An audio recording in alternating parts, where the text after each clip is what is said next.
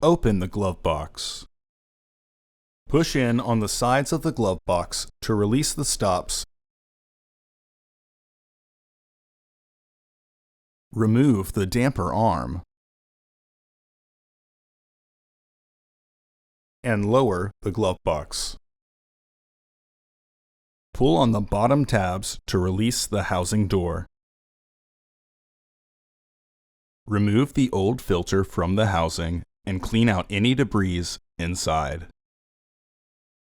Insert your new filter into the housing with its airflow indicating arrow pointing down.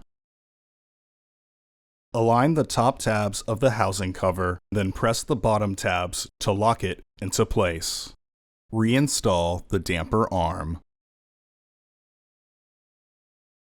Partially close the glove box to re-engage the stops. Close the glove box. Order your parts today at filterheads.com. Also, please like our video and subscribe to our channel so you won't miss any new content.